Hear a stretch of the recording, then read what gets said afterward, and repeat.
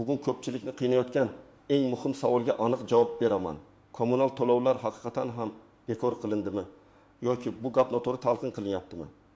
Bu ma'lumot har bir xonadon, har bir ijarachi, har bir pensioner, har bir tadbirkor uchun juda muhim.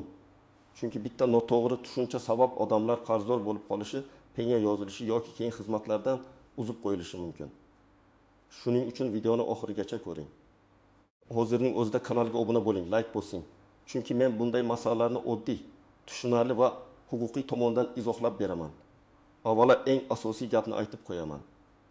Kommunal to'lovlar butunlay bekor qilindi degan gapni har doim ehtiyotkorlik bilan tushunish kerak. Ko'pincha hukumat qarorlarida to'lovning o'zi emas, balki ayrim toifa fuqarolar uchun imtiyoz, kompensatsiya, penga kechirilishi, eski qarzlarni qayta ko'rib chiqish yoki ma'lum davr uchun vaqtincha yengillik nazarda tutiladi. Ya'ni elektr, gaz, suv, issiqlik, chiqindi xizmatlari umuman bepul bo'lib qoldi. Endi hech kim pul to'lamaydi degan ma'noda tushunish xato bo'lishi mumkin. Oldin qanday edi? Oddiy tartib bo'yicha har bir xonadon foydalanilgan kommunal xizmat uchun hisoblagich ko'rsatkichi yoki belgilangan norma asosida to'lov qilardi. Masalan, elektr hisoblagich qancha kilovat sarflanganini ko'rsatadi. Gaz hisoblagich kub metrni ko'rsatadi. Suv hisoblagich sarfini ko'rsatadi. Agar hisoblagich bo'lmasa, oiladagi ro'yxatda turgan odamlar soni, uy maydoni yoki boshqa belgilangan me'yorlar bo'yicha hisob-kitob qilinadi. Agar odam vaqtida to'lamasa, qarzdorlik paydo bo'ladi. Qarzdorlik ko'payganda ogohlantirish keladi. Ayrim holatlarda penga hisoblanadi. Keyin esa xizmatdan vaqtincha cheklash yoki sud tartibida undirish masalasi ko'tarilishi mumkin. Mana shu joyda ko'pchilik vahimaga tushadi. Men to'lay olmayapman, endi nima bo'ladi? Pensiyam yetmayapti, gaz bilan svet qimmatlashdi. Ijarada yashayman, hisob kimning nomida? Mahallada aytishdi. Endi to'lov bekor bo'libdi, to'lamasam bo'ladimi? Degan savollar paydo bo'ladi. Endi nima o'zgargan bo'lishi mumkin? Odatda hukumat tomonidan kommunal sohada qaror qabul qilinsa, u bir nechta yo'nalishda bo'ladi. Birinchisi, aholining ijtimoiy himoyaga muhtoj qatlamlari uchun kompensatsiya berilishi mumkin. Ikkinchisi, ayrim qarzdorliklar bo'yicha penga yoki jarima bekor qilinishi mumkin. Uchinchisi, noto'g'ri hisoblangan qarzlarni qayta hisoblash topshirilishi mumkin. To'rtinchisi, ma'lum muddat uchun, masalan, favqulodda holat, sovuq mavsum, iqtisodiy qiyinchilik yoki tabiiy ofat sabab to'lovni kechiktirish imkoniyati berilishi mumkin. Beshinchisi, ayrim xizmat turlari bo'yicha tariflar qayta ko'rib chiqiladi yoki subsidiya ajratiladi. Men bu masalada sizga eng muhim tamoyilni tushuntiraman. To'lov bekor qilindi degan xabarni eshitganingizda darhol qaysi to'lov, qaysi davr uchun, kimlar uchun, qanday hujjat asosida, avtomatikmi yoki ariza bilanmi degan 5 ta savolni berishingiz kerak. Mana shu savollarga javob bo'lmasa, hech qachon kommunal xizmatlarni to'lamay qo'ymang. Birinchi bilishingiz kerak bo'lgan narsa, kommunal xizmat bu doimiy ko'rsatiladigan xizmat. Elektr energiyasi ishlab chiqariladi, tarmoqlar orqali yetkaziladi, transformatorlar ta'mirlanadi, gaz qazib olinadi, tozalanadi, quvurlar orqali yetkaziladi, ichimlik suvi nasoslar orqali chiqarilib tozalanadi, quvurlar orqali uyingizga keladi. Chiqindi xizmati mashina, ishchi, yo'qilg'i, poligon xarajatlarini talab qiladi. Shuning uchun davlat hamma uchun hammasi abadiy bepul deb e'lon qilishi amaliyotda juda kam uchraydi.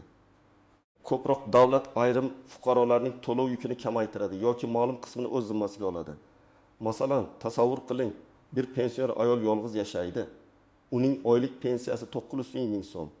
Qishda gaz to'lovi 220 ming so'm. Elektr begim 20 ming so'm, suv 40 ming so'm, chiqindi 20 ming so'm bo'ldi. Umumiy kommunal xarajat 430 ming so'mga chiqdi. Bu pensioner uchun juda og'ir. Hukumat shunday toifaga kompensatsiya berishi mumkin. Masalan, ijtimoiy himoya reyestriga kiritilgan oilalarga isitish mavsumida har oy ma'lum miqdorda yordam puli beriladi. Bu holda pensioner kommunal to'lovdan butunlay ozod bo'lmaydi. Lekin davlat unga to'lovni qoplash uchun mablag' beradi yoki ayrim qismini chegirib tashlaydi. Ikkinchi misol, ko'p qavatli uyda yashovchi oilaning hisoblagichi nosoz bo'lgan. 3 oy davomida ko'rsatkich noto'g'ri olinmagan yoki tizimga noto'g'ri kiritilgan. Natijada oilaga birdaniga 1.800 ming so'm qarz chiqib qoldi. Oila esa har oy to'lab kelganini aytayapti. Bunday holatda to'lov bekor qilindi degan gap aslida noto'g'ri hisoblangan qarzdorlik qayta hisoblanadi degan bo'lishi mumkin. Bu juda katta farq. Agar sizda to'lov kvitansiyalari bank ilovasi orqali chek, SMS tasdiqlar bo'lsa, siz bu qarzni kamaytirishingiz yoki butunlay bekor qildirishingiz mumkin. Uchinchi misol, bir oila ijarada yashaydi. Uy egasi boshqa viloyatda, elektr, gaz, suv hisoblari uy egasining nomida. Ijarachi har oy uy egasiga pul beradi. Lekin uy egasi kommunal xizmatlarga to'lamaydi. Bir kuni elektr tarmog'idan ogohlantirish keladi. 700 ming so'm qarz bor. Ijarachi men to'laganman deydi. Uy egasi hali to'layman deydi. Bu yerda hukumat qarori bo'lsa ham, kim to'lovchi sifatida ko'rsatilgan, shartnomada nima yozilgan, pul qayerga o'tkazilgan, shular muhim. Ijarachilar uchun mening birinchi maslahatim: kommunal pullarni uy egasiga naqd bermang yoki bersangiz ham albatta yozma tasdiq oling. Eng yaxshisi, to'lovni bevosita kommunal tashkilot hisobiga ilova orqali to'lang va chekni saqlang. 4-misol, mahalladagi xonadon gazdan qarzdor, qarz 3 million so'm. Oila kam ta'minlangan, bolalari bor, daromadi beqaror. Hukumat qarorida agar kam ta'minlangan oilalar bo'yicha ayrim qarzlar qayta tuziladi yoki bo'lib to'lash imkoniyati beriladi deyilsa, bu ham to'lov bekor qilindi degani emas. Bu qarzni birdaniga emas. Masalan, 6 oy yoki 2 oy davomida to'lashga ruxsat berilishi mumkin. Shunda odamning uyiga gaz yoki elektr darhol o'chirilmaydi, lekin u belgilangan jadval bo'yicha to'lashi kerak bo'ladi. Eng avvalo, oxirgi oylarda kommunal xizmatlardan qarzdorligi borlar xavotir olishi va holatini tekshirishi kerak.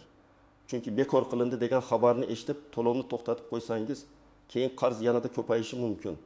Ayniqsa, hisoblagich ko'rsatkichi bo'yicha ishlaydigan xonadonlarda har oy sarf oshib boradi. To'lamagan oylaringiz yig'iladi va keyin katta summa bo'lib chiqadi. Ikkinchi toifa ijarada yashovchilar. Siz uy egasining qarzlar uchun kelajakda muammoga duch kelishingiz mumkin. Elektr uzib qo'yilsa, gaz bosimi cheklansa, suv bo'yicha ogohlantirish kelsa, yashayotgan odam sifatida birinchi bo'lib siz qiynalasiz. Shuning uchun uy egasi bilan deb yurmasdan har oy hisobni tekshiring. Uchinchi toifa hisoblagichi eski, plombasi buzilgan yoki ko'rsatkichlari tizimga kiritilmagan xonadonlar. Bunday holatda kommunal tashkilot sizga norma bo'yicha hisoblab yuborishi mumkin. Norma bo'yicha hisoblash ba'zan real sarfdan ancha ko'p chiqadi. Masalan, siz oyiga kam 100 ming so'mlik elektr ishlatgansiz. Lekin hisoblagichdagi muammo sabab tizim 200 ming so'm hisoblab qo'yishi mumkin. Keyin buni isbotlash uchun vaqt, ariza, dalolatnoma kerak bo'ladi. 4-toifa, noturar joy egalari, ya'ni do'kon, ustaxona, ofis, kichik ishlab chiqarish xonasi bor tadbirkorlar. Aholi uchun berilgan imtiyoz ko'pincha tadbirkorlarga tatbiq etilmaydi. Masalan, bir qarorda aholining ijtimoiy himoyaga muhtoj qatlami deyilsa, bu do'kon yoki kafe elektr to'lovini bekor qilish degani emas. Tadbirkorlar shartnoma shartlarini alohida ko'rib chiqishi kerak. Agar siz har oy kommunal to'lovlarni vaqtida to'lab kelayotgan bo'lsangiz, hisoblagichlaringiz soz bo'lsa, mobil ilovalarda qarzingiz 0 yoki juda kichik summa bo'lsa, vahimaga tushishingiz shart emas. Siz faqat bitta ish qiling. Oxirgi 6 oy yoki 2 oylik to'lov cheklarini saqlab qo'ying. Chunki tizimda xatolik bo'lishi hech kimga sir emas. Bugun 0 ko'ringan qarz ertaga noto'g'ri kiritilgan ko'rsatkich sabab oshib ketishi mumkin. Agar siz ijtimoiy yordam oluvchi oila bo'lsangiz, mahalla orqali ro'yxatda tursangiz yoki ijtimoiy himoya yagona reyestriga kiritilgan bo'lsangiz, sizda imtiyoz olish imkoniyati yuqori bo'lishi mumkin.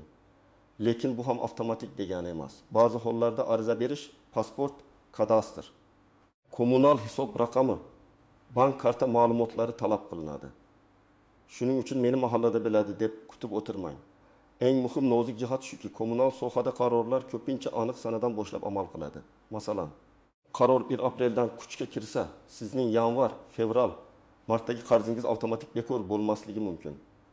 Yoki aksincha, faqat ma'lum davrda hisoblangan pensiya bekor qilinadi, lekin asosiy qarz qoladi. Ko'pchilik mana shu farqni tushunmaydi. Pensiya bu kechiktirilgan to'lov uchun qo'shimcha hisoblangan summa. Asosiy qarz esa siz ishlatgan gaz, svet, suvning o'zi. Pensiya bekor bo'lsa, bu asosiy qarz ham yo'qoldi degani emas.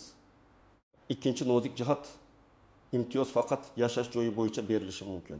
Masalan, siz Toshkentda ijarada yashaysiz, lekin doimiy ro'yxatingiz viloyatda. Ijtimoiy yordam yoki kompensatsiya doimiy ro'yxatdagi manzilga bog'langan bo'lishi mumkin. Shunda real yashayotgan joyingizdagi to'lovga imtiyoz qo'llanmasligi ehtimoli bor. Bunday vaziyatda mahalla ijtimoiy himoya bo'limi yoki xizmat ko'rsatuvchi tashkilotdan aniq javob olish kerak. 3-nozik jihat, hisoblagich ko'rsatkichi o'z vaqtida berilmasa, keyin qayta hisob-kitob qiyinlashadi. Ayrim xizmatlarda xodim-kelib ko'rsatkichni oladi. Ayrimlarda abonent o'zi ilova orqali kiritadi. Agar siz 3 oy ko'rsatkich bermasangiz, tizim o'rtacha sarf yoki norma bo'yicha hisoblab turishi mumkin. Keyin men bunchalik ishlatmaganman desangiz, sizdan foto, dalolatnoma, hisoblagich raqami va tekshiruv talab qilinadi. 4-chi nozik jihat, noqonuniy ulanishlar. Ayrim odamlar baribir to'lov bekor bo'lyapti deb hisoblagichni chetlab ulanishga, plombani buzishga yoki noqonuniy tarmoqqa ulanishga urinadi. Bu juda xavfli. Bunday holatda nafaqat qarz, balki katta miqdorda zarar undirilishi, ma'muriy javobgarlik yoki boshqa huquqiy oqibatlar bo'lishi mumkin. Men ekspert sifatida qat'iy aytaman. Hech qachon plombaga tegmang. Hisoblagichni o'zboshimchalik bilan almashtirmang. Elektr yoki gaz tarmog'iga noqonuniy ulanmang. 5-chi nozik jihat. Kommunal xizmatlarning har biri bo'yicha tartib alohida bo'lishi mumkin. Elektr bo'yicha berilgan yengillik gazga tatbiq etilmasligi mumkin. Suv bo'yicha qayta hisoblash chiqindiga tegishli bo'lmasligi mumkin. Issiqlik ta'minoti bor shaharlar bilan bunday tizim bo'lmagan hududlar o'rtasida farq bo'ladi. Shuning uchun bitta umumiy xabarni barcha xizmatlarga bir xil qo'llash to'g'ri emas. Endi eng kerakli qismga o'tamiz. Siz hozir nima qilishingiz kerak? Men buni oddiy qadamlarga bo'lib tushuntiraman. Birinchi qadam: hozirning o'zida barcha kommunal hisoblaringizni tekshiring. Elektr, gaz, suv, issiq suv yoki isitish chiqindi bo'yicha qarzdorlikni mobil ilovalar, rasmiy saytlar, to'lov tizimlari yoki abonent bo'limlari orqali ko'ring. Faqat mahalladagi gap so'zga ishonmang. Rasmiy tizimda nima ko'rsatilgan bo'lsa, boshlang'ich nuqta o'sha. Ikkinchi qadam: hisoblagichlaringizni suratga oling. Elektr hisoblagich, gaz hisoblagich, suv hisoblagichdagi hozirgi ko'rsatkichni aniq ko'radigan qilib rasmga oling. Rasmda sana avtomatik saqlanadi. Agar keyin nizo chiqsa, bu sizga dalil bo'ladi. Ayniqsa ko'rsatkich birdan oshib ketgan bo'lsa, darhol suratga oling. 3-chi qadam: oxirgi to'lov cheklarini yig'ing. Bank ilovasidan PDF yoki screenshot qilib saqlang. Agar naqd to'lagan bo'lsangiz, kvitansiyani rasmga olib qo'ying. Hech qachon telefonimda bor edi, o'chib ketdi deb qolmang. Cheklarni alohida papkada saqlash odat qiling. 4-chi qadam: agar qarz noto'g'ri deb hisoblasangiz, og'zaki gap bilan cheklanib qolmang. Abonent bo'limiga yozma ariza bering. Arizada shunday mazmunda yozish mumkin: mening manzilim bo'yicha kommunal xizmat hisobida ko'rsatilgan qarzdorlikka e'tirozim bor. Hisob-kitobni qayta tekshirib berishingizni, hisoblagich ko'rsatkichlarini solishtirishingizni va asosli javob taqdim etishingizni so'rayman. Arizaga pasport nusxasi, kadastr yoki ijara shartnomasi nusxasi, hisob raqami, to'lov cheklari, hisoblagich suratlarini ilova qiling. 5-chi qadam: agar siz kam ta'minlangan, nogironligi bor shaxs, pensioner, boquvchisini yo'qotgan oila yoki ko'p farzandli oila bo'lsangiz, mahallaga va ijtimoiy himoya bo'limiga murojaat qiling. Sizdan odatda shaxsini tasdiqlovchi hujjat, oila tarkib haqida ma'lumot, daromadlar to'g'risida ma'lumot, kommunal hisob raqamlari, bank karta rekvizitlari so'ralishi mumkin. Har bir hududda talab biroz farq qilishi mumkin, lekin asosiy hujjatlar shular.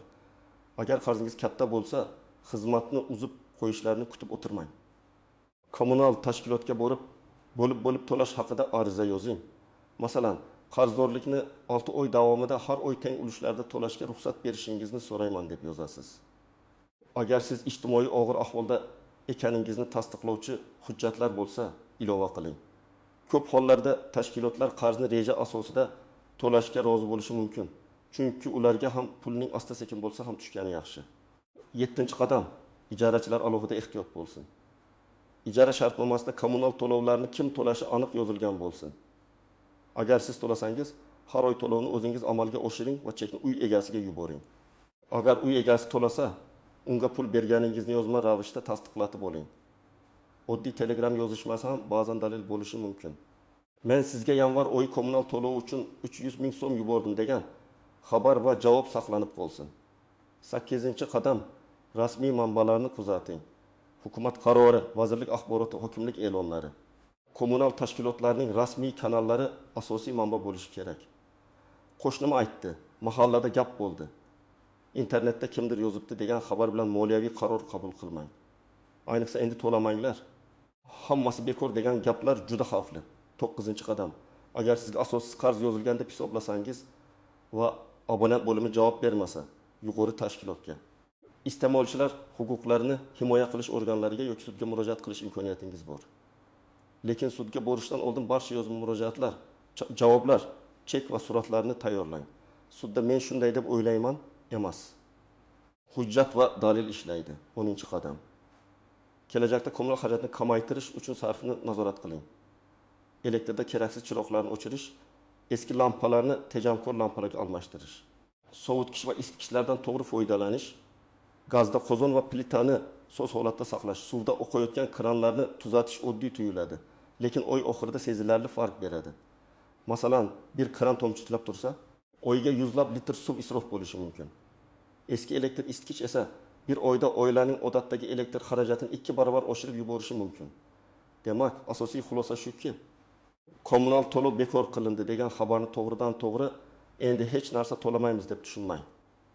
Ko'pincha gap imtiyoz, kompensatsiya, penya bekor, qayta hisob-kitob yoki qarzni bo'lib to'lash haqida bo'ladi. Sizning vazifangiz esa xabarni rasmiy manbadan tekshirish, o'z hisoblaringizni ko'rish, hujjatlarni saqlash va kerak bo'lsa yozma murojaat qilish. Men sizga ekspert sifatida shuni maslahat beraman. Bugunoq elektr, gaz, suv va boshqa kommunal hisoblaringizni tekshiring. Agar qarz noto'g'ri bo'lsa, darhol ariza yozing. Agar to'lashga qiynalayotgan bo'lsangiz, yordam va kompensatsiya olish imkoniyatini so'rang. Agar ijarada yashasangiz, to'lovlarni hujjatlashtiring. Sizning hududingizda kommunal to'lovlar bo'yicha qanday o'zgarishlar bo'lyapti? Sizga ham qarz noto'g'ri yozilganmi yoki imtiyoz berilganmi? Fikringizni izohlarda yozib qoldiring. Video foydali bo'lgan bo'lsa, like bosing, kanalga obuna bo'ling va yaqinlaringizga ham yuboring. Chunki bu ma'lumot har bir oilaga kerak bo'lishi mumkin.